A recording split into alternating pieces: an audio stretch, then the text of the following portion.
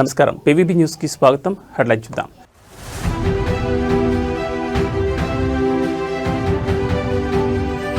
నడి రోడ్డుపై ఎమ్మెల్సీ దువ్వాడ శ్రీనివాస్ హల్చల్. తనను చంపేందుకు కుట్ర జరుగుతోందన్న దువ్వాడ.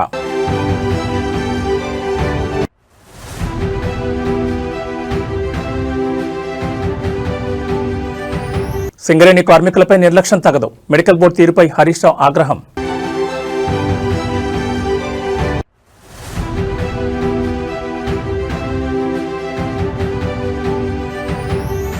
తిరుమలలో కొనసాగుతున్న భక్తుల రద్దీ. శ్రీవారి సర్వదర్శనానికి 20 గంటల సమయం.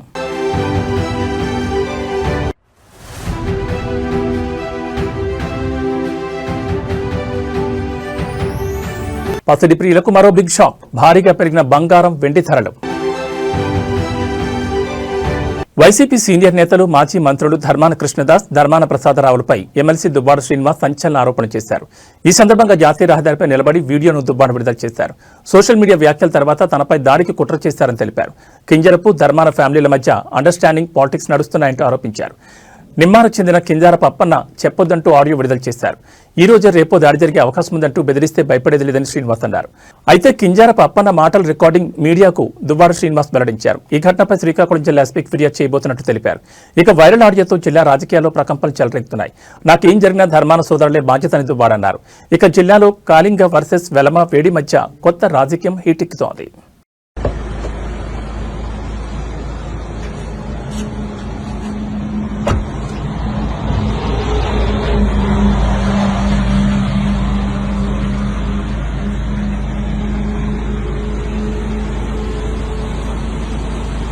ఈరోజు నేను హైదరాబాద్ నుంచి వస్తున్నాను. నరసన్నపేట కానీ లేదా నిమ్మాడ కానీ, ఇది నిమ్మాడ హైవే ఎగ్జాక్ట్. మరి మంత్రి అచ్చెన్నాయుడు వాళ్ళ ఊరు. నరసన్నపేట అంటే కృష్ణదాస్ వాళ్ళు. మరి కృష్ణదాస్ నాకు కింజరాపు అప్పన్న ద్వారా కబురు పెట్టాడు.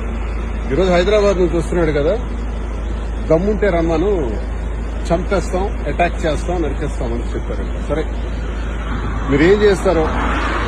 నేను ఈరోజు ఇదిగో నిమ్మాడ జంక్షన్లో నుంచి 11:30 అవుతుంది. మరి కొద్ది దూరంలోనే టెక్కలుంది, వెళ్తున్నాను. రూపాయలు చంపాలి, నరకాలి, లేదా అటాక్ చేసి కొట్టేయాలి అనుకుంటే ఐఎమ్ రెడీ. నేనేం తప్పు చేశాను?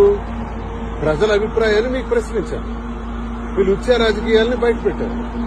మీరు దౌర్భాగ్యమైనటువంటి మీ అవినీతిని అంతటినీ బయట పెట్టారు.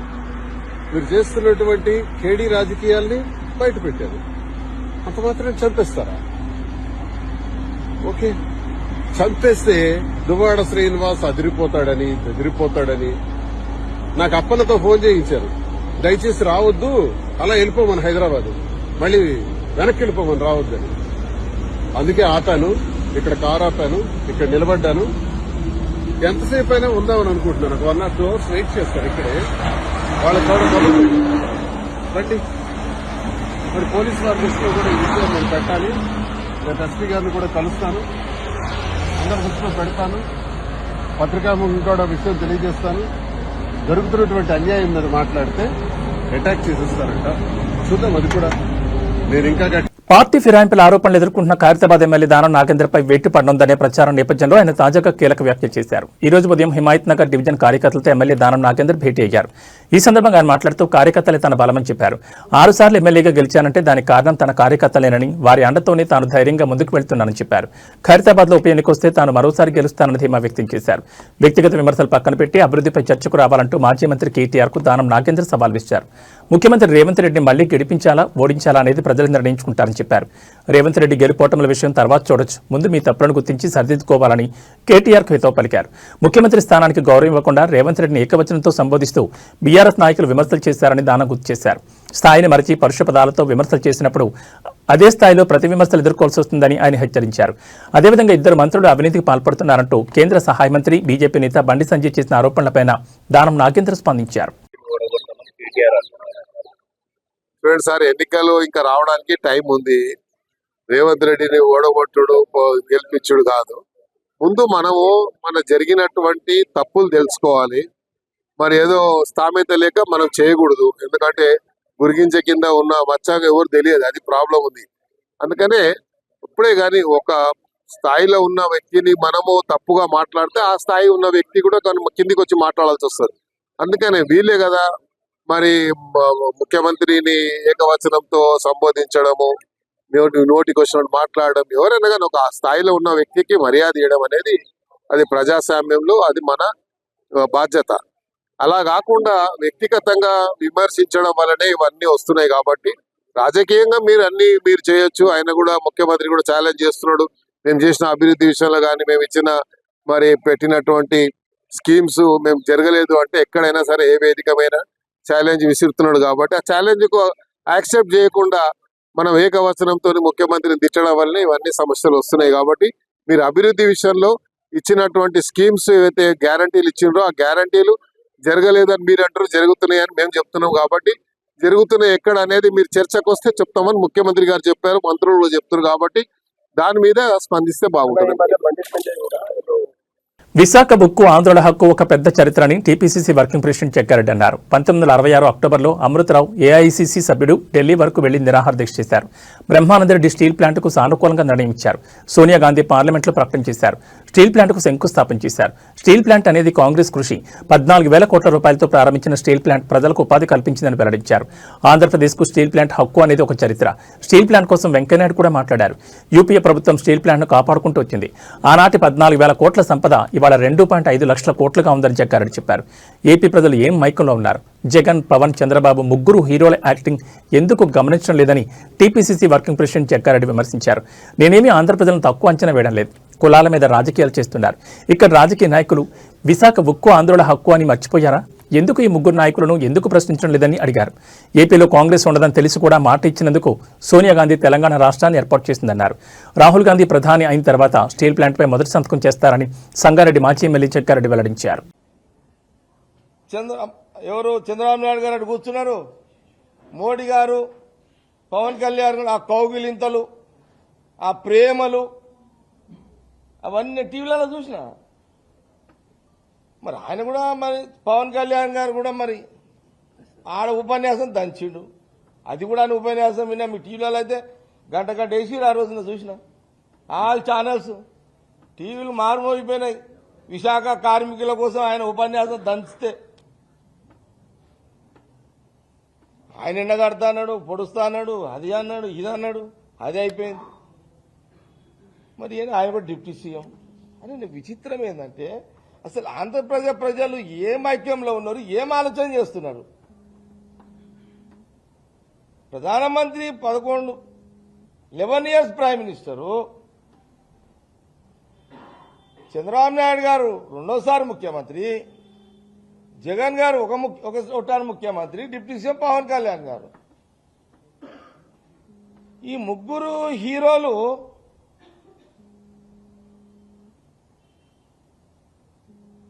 అంటే ఇది యాక్టింగా? ఇంత దారుణమైన యాక్టింగా ఇది? ఇది ఎందుకు గమనిస్తలేరు? ఇది జీవితంతో కూడుకున్న స్టీల్ ప్లాంట్. హీరోయిన్ల వస్త్రధారణపై నటుడు శివాజీ చేసిన వ్యాఖ్యలు తెలుగు చిత్ర పరిశ్రమలో రేపిన దుమారంపై జనసేన పార్టీ ఎమ్మెల్సీ సీనియర్ నటుడు నాగబాబు స్పందించారు. మహిళల దుస్తుల గురించి మాట్లాడడం, వారిపై మోరల్ పోలీసింగ్ చేయడం సరికాదని ఆయన తీవ్రంగా ఖండించారు. తాను ఒక రాజకీయ నాయకుడిగా కాకుండా సాధారణ పౌరుడిగా మాట్లాడుతున్నానని చెప్పిన ఆయన ఈ అంశంపై తన అభిప్రాయాన్ని వెల్లడించారు. మహిళలు ఏ దుస్తులు ధరించారనేది పూర్తిగా వారి వ్యక్తిగత స్వేచ్ఛకు సంబంధించిన విషయమని నాగబాబు స్పష్టం చేశారు. వారి ఎంపికలపై తీర్పులు చెప్పే హక్కు ఎవరికీ లేదన్నారు. మహిళలపై జరిగే హింసకు, నేరాలకు వారి వస్త్రధారణ కారణం కాదని, పురుషుల క్రూరమైన మనస్తత్వమే అసలైన సమస్య అని అన్నారు. ప్రపంచవ్యాప్తంగా జరిగిన ఎన్నో అధ్యయనాలు మహిళలపై నేరాలకు, వారి దుస్తులకు ఎలాంటి సంబంధం లేదని నిరూపించాయని నాగబాబు గుర్తు చేశారు. మహిళలకు భద్రత కల్పించాల్సిన బాధ్యత సమాజం, ప్రభుత్వాలపై ఉందని అన్నారు.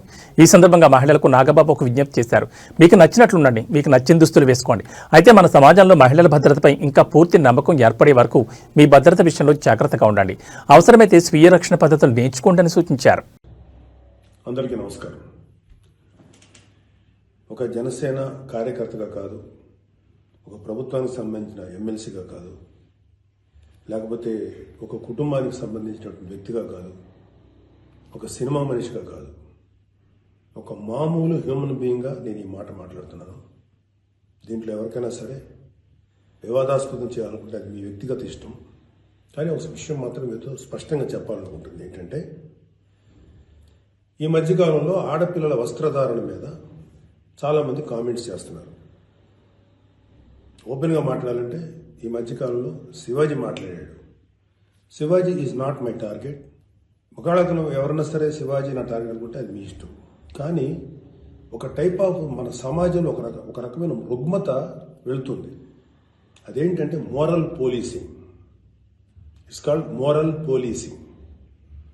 ఎంత మిత్తులో బతుకుతున్నారంటే సామాన్య జనం చాలామంది ఈ మేల్ చావనిస్టిక్ సొసైటీ, మగ అహంకారంతో ఉన్నటువంటి మన సమాజం, ఆడపిల్ల ఎలా ఉండాలి, ఆడపిల్ల వస్త్రధారణ ఎలా ఉండాలి, ఆడపిల్లలు ఎలా మాట్లాడాలి, ఆడపిల్లలు ఏం మాట్లాడాలి, ఏమి మాట్లాడకూడదు, దీని మీద ప్రతి ఒక్కడు, అతను పండితుడు కానించి పామరుడు దాకా ప్రతి ఒక్కడు ఆడపిల్ల ఎలా ఉండాలో మాట్లాడతారు.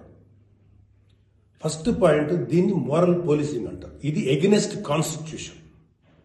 ఒక ఆడపిల్ల ఇలాంటి వస్త్రధారణ చేసుకోకూడదు, ఒక ఆడపిల్ల ఇలాంటి వస్త్రధారణ చేసుకోవాలి అని చెప్పడానికి మీకేం హక్కు ఉంది? ఏ రైట్ ఉంది మీకు? అంటే మగవాడు కాబట్టి ఎవరి గురించి ఏదైనా స్వేచ్ఛగా మాట్లాడతారా? దురదృష్టం ఏంటంటే ఇలా మాట్లాడే మగవాళ్ళకు కూడా ఆడవాళ్ళ నుంచి ఒక రకమైన మద్దతు లభిస్తుంది.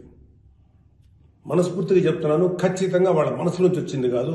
అందరి యాక్సెప్టెన్స్, భర్త ఏమనుకుంటాడో, ఆ చుట్టుపక్కల మగవాళ్ళు ఏమనుకుంటారో, ఇంకొక వ్యక్తులు ఏమనుకుంటారో అనే మాట్లాడే ఆడవాళ్ళే తప్ప ఇన్నర్గా ప్రతి ఆడబిడ్డకి ఒక సెల్ఫ్ రెస్పెక్ట్ ఉంటుంది. ఎలాగో ఒక ఆడపిల్ల డ్రెస్ ఇలా ఉండాలని మనం అడుగుతాం, ఎలాగో ఒక ఆడపిల్ల ఈ డ్రెస్ వేసుకోవాలని చెప్తాం. ప్రపంచంలో ఫ్యాషన్ అనేక రకాలుగా మారుతుంటుంది. అది ఎలాగైనా ఉండొచ్చు.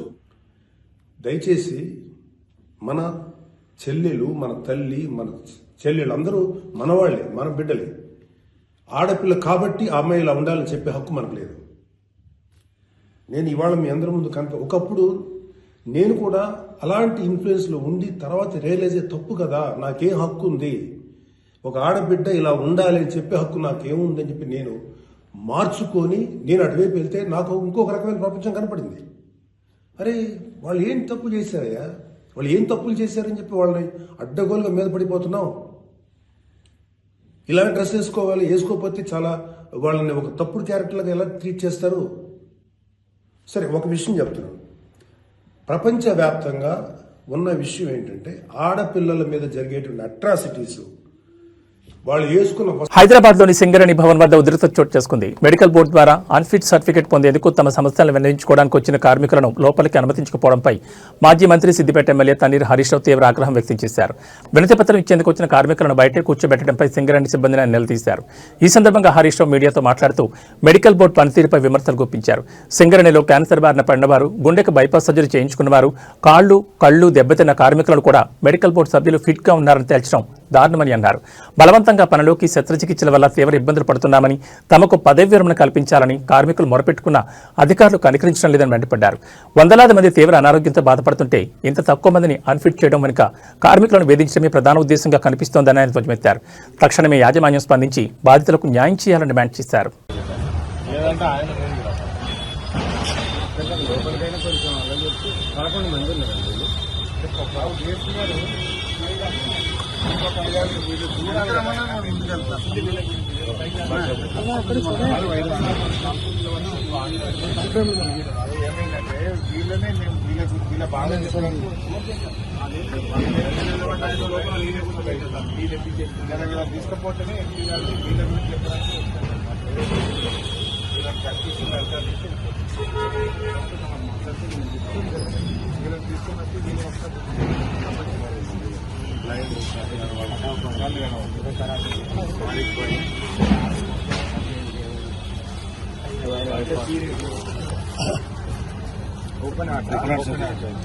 కడుపులో వేసి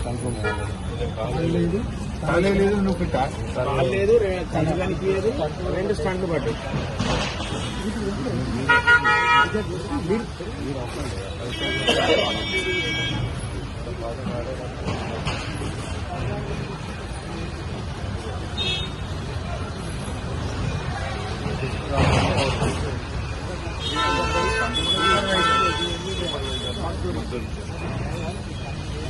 డ్రైవర్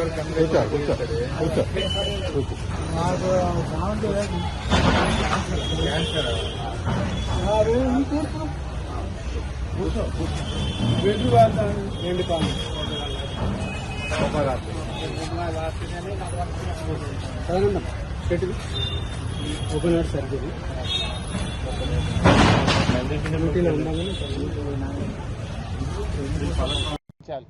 ఇవాళ మేము కొంతమంది కార్మికులు తీసుకొని వచ్చి డైరెక్టర్ పా గారిని గౌతమ్ గారిని కలిశాం. వీళ్ళు పెట్టిందే 2 సార్లు మెడికల్ బోర్డు.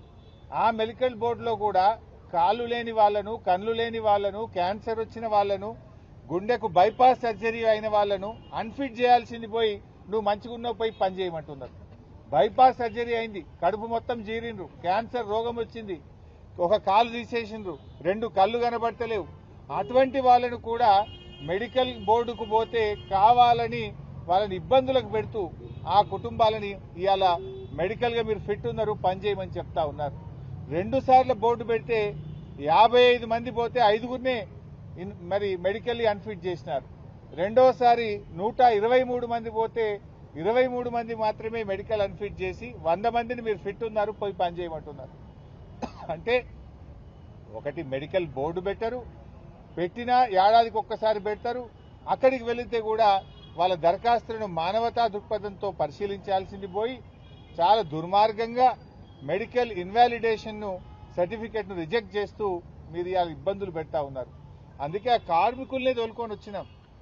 ఇవాళ క్యాన్సర్ వచ్చిన వాళ్ళను, గుండెకు బైపాస్ సర్జరీ అయినటువంటి వాళ్ళను, కాళ్ళు లేని వాళ్ళను, కళ్ళు లేని వాళ్ళను, ఒకవైపు కిడ్నీలు ఫెయిల్ అయిపోయి చేతిలో బ్యాగ్ పట్టుకొని నడుస్తున్నటువంటి వాళ్ళను అసలు మీకు ఎట్లా చేతొచ్చింది, ఎట్లా మనసు వచ్చింది అని నేను రేవంత్ రెడ్డి ప్రభుత్వాన్ని అడుగుతా ఉన్నా. బట్టి విక్రమార్క గారు మీరే కదా మంత్రి, నువ్వు పెద్ద మాటలు కోటలు దుంకుతాయి నీ, నువ్వు మాది ప్రజాప్రభుత్వం అంటావు. ఇది ప్రజాప్రభుత్వమా? ఇది కార్మిక కంట ప్రభుత్వం, కార్మికులను గోసబెట్టే ప్రభుత్వం, ప్రజలను గోసబెట్టే ప్రభుత్వం, మానవత్వం లేని ప్రభుత్వం. ఈ దుర్మార్గాన్ని మేము తీవ్రంగా ఖండిస్తా ఉన్నాం. తక్షణమే మెడికల్ బోర్డు పెట్టి మానవతా దృక్పథంతో డిపెండెంట్ ఉద్యోగాలను పునరుద్ధరించాలని చెప్పి మేము ప్రభుత్వాన్ని డిమాండ్ చేస్తున్నాం. ఇటీవల తన సినిమా దండోరా ప్రీ రిలీజ్ ఈవెంట్లో మహిళల వస్త్రధారణపై హీరో శివాజీ వివాదాస్పద వ్యాఖ్యలు చేసిన క్రమంలో తెలంగాణ మహిళా కమిషన్ ఆయనకు నోటీసులు జారీ చేసిన విషయం తెలిసిందే. ఈ మేరకు ఇవాళ ఆయన బుద్ధభవన్లోని మహిళా కమిషన్ కార్యాలయం చేరుకున్నారు. అనంతరం కమిషన్ సభ్యులు ఆయన విచారించనున్నారు. కాగా దండోరా ప్రీ రిలీజ్ ఈవెంట్లో హీరో శివాజీ మాట్లాడుతూ హీరోయిన్లు చీరలు కట్టుకోవాలని, సగం సగం బట్టలు వేసుకుంటే సామాన్లు కనిపిస్తాయని, అలాంటి వారిని దరిద్ర అని మనసులో తిట్టుకుంటారని వ్యాఖ్యానించారు.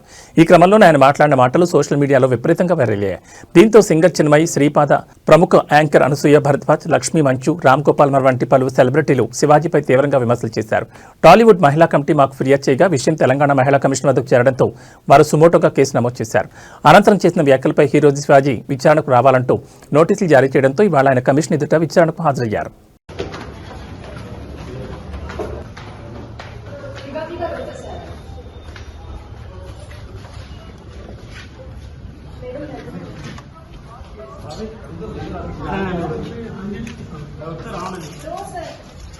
ఓకే నేను లోపల రా మేడం.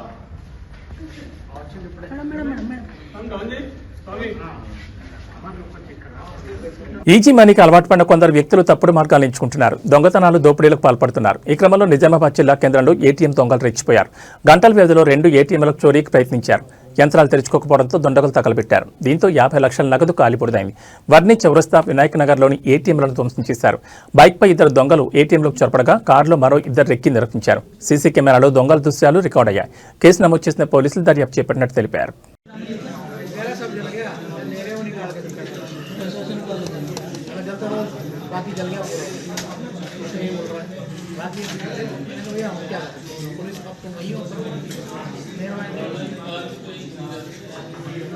ये आया, एक कैमरा बंद कर दिया, एक कैमरा आउटडोर वाला, दूसरा अंदर आ रहे हैं। ये अंदर आए, सब जगह स्प्रे मार रहे हैं, मुंह पे मास्क लगाया। मास्क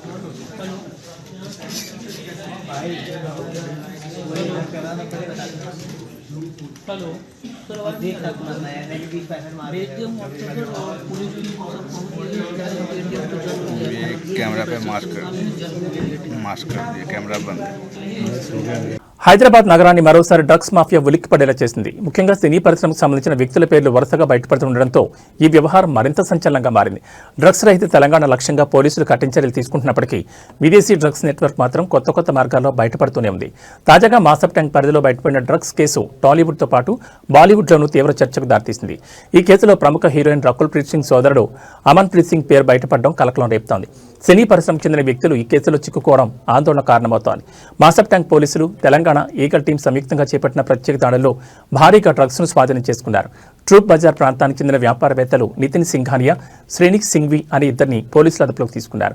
వీరి వద్ద నుంచి 43 గ్రాముల కొకైన్తో పాటు MDMA డ్రగ్స్ ను స్వాధీనం చేసుకున్నారు. విచారణలో ఇద్దరు వ్యాపారులు డ్రగ్స్ సరఫరా చేస్తున్నారనే విషయంతో పాటు వారికి 4 రెగ్యులర్ కస్టమర్లు ఉన్నట్లు పోలీసులు గుర్తించారు. ఆ జాబితాలో టాలీవుడ్, బాలీవుడ్ లో గుర్తింపు ఉన్న స్టార్ హీరోయిన్ రకుల్ ప్రీత్ సింగ్ సోదరుడు అమన్ ప్రీత్ సింగ్ ఉన్నట్లు తేలింది. అతను తరచూ వీరి వద్ద డ్రగ్స్ కొనుగోలు చేస్తున్నట్లు పోలీసుల దర్యాప్తులో స్పష్టమైంది. ఈ క్రమంలో అమన్ ప్రీత్ సింగ్ కోసం పోలీసులు ముమ్మరంగా గాలింపు చర్యలు చేపట్టారు. ఈగల్ టీం, మాసప్ ట్యాంక్ పోలీసులు కలిసి నగరంలోని పలు ప్రాంతాల్లో సోదాలు నిర్వహిస్తున్నారు. ఇప్పటికే గత ఏడాది కూడా సైబరాబాద్ పోలీసులకు డ్రగ్స్ కేసులో అమన్ ప్రీత్ పట్టుబడి బెయిల్పై బయటకొచ్చినట్లు సమాచారం.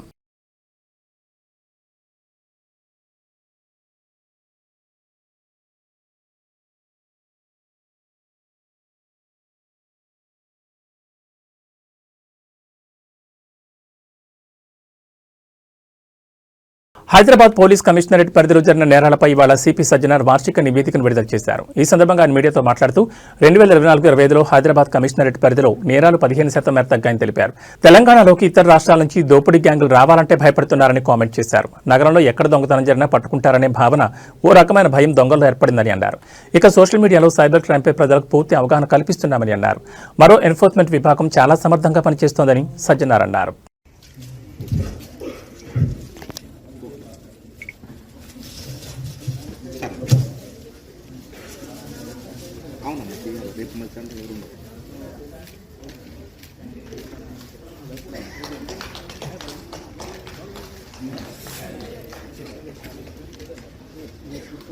ఓకే వచ్చేస్తా లేదమ్మా ఉదయం మార్నింగ్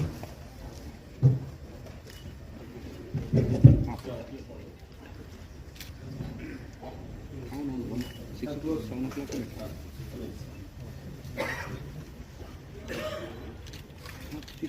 నాకు చెప్పుకోండి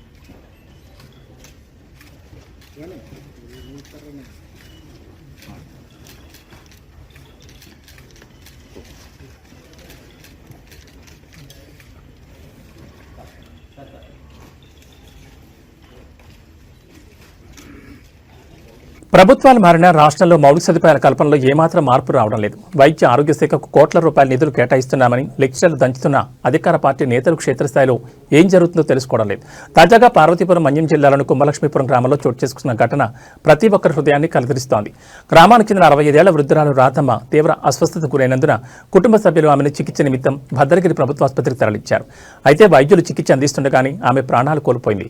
అనంతరం రాధమ్మ మృతదేహాన్ని సొంత గ్రామం కుంభలక్ష్మీపురానికి తరలించాల్సిండగా ఆసుపత్రి వద్ద అంబులెన్స్ సౌకర్యం అందుబాటులో లేకపోవడంతో కుటుంబ సభ్యులు తీవ్ర ఇబ్బందులు పడ్డారు. ప్రైవేట్ వాహనం అద్దెకు తీసుకోవడానికి ఆర్థిక స్తోమత లేకపోవడంతో చివరికి చెత్త తరలించే రిక్షాలో రాధమ్మ మృతదేహాన్ని గ్రామానికి తీసుకెళ్లాల్సి వచ్చింది. ఈ దృశ్యం చూసిన స్థానికులు, సామాజిక కార్యకర్తలు తీవ్ర ఆగ్రహం వ్యక్తం చేశారు. 2025 సంవత్సరంలో కూడా ప్రభుత్వ ఆసుపత్రిలో మృతదేహాలను తరలించడానికి కనీసం అంబులెన్స్ సౌకర్యం లేకపోవడం ఎంత విడ్డూరమని ప్రశ్నిస్తున్నారు. మరోవైపు రాధమ్మ మృతదేహాన్ని చెత్త రిక్షాలో తరలిస్తున్న వీడియోలు ప్రస్తుతం సోషల్ మీడియాలో విపరీతంగా వైరల్ అవుతున్నాయి.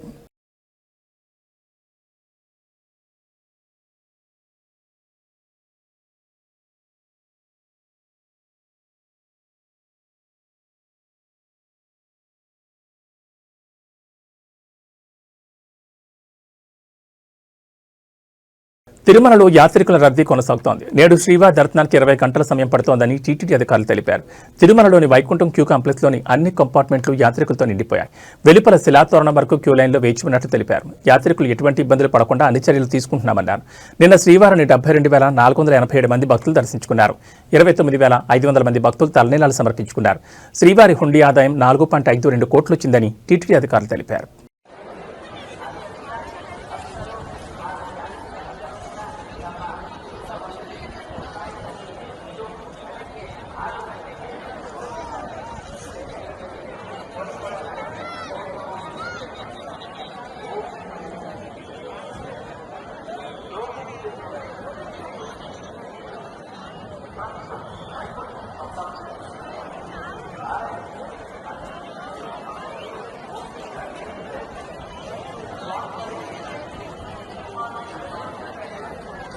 పసిడి ప్రియులకు మరో బిగ్ షాక్. దేశవ్యాప్తంగా బంగారం వెండి ధరలు భారీగా పెరిగాయి. తాజాగా కిలో వెండిపై ఏకంగా 22,000 పెరిగింది. దీంతో దేశీయ మార్కెట్లో కిలో వెండి ధర 2,74,000కు చేరుకుంది. వారం రోజుల వ్యవధిలో కిలో వెండి ధర 48,000 పెరగడం అందరినీ ఆశ్చర్యానికి గురిచేసింది. అదేవిధంగా బంగారం ధరలు సైతం విపరీతంగా పెరుగుతున్నాయి. 24 క్యారెట్ల 10 గ్రాముల బంగారం ధరపై 1,200 పెరిగింది. దీంతో 24 క్యారెట్ల 10 గ్రాముల గోల్డ్ ధర 1,41,220కు చేరింది. 22 క్యారెట్ల 10 గ్రాముల ధర 1,100 పెరగడంతో 1,29,450కి చేరుకుంది. ఈ రేంజ్లో పెరుగుతుండడం పసిడి ప్రియులకు ఆనందం ఆవిరి చేస్తోంది. బంగారాన్ని కొనుగోలు చేయాలనుకున్న వారి ఆశలు నిరాశవుతున్నాయి. ధరలు ఈ స్థాయిలో పెరగడం గతంలో ఎన్నడూ జరగలేదు. 2025లో బంగారం ధరలు దాదాపు 70% మేర పెరిగాయని మార్కెట్ నిపుణులు చెబుతున్నారు.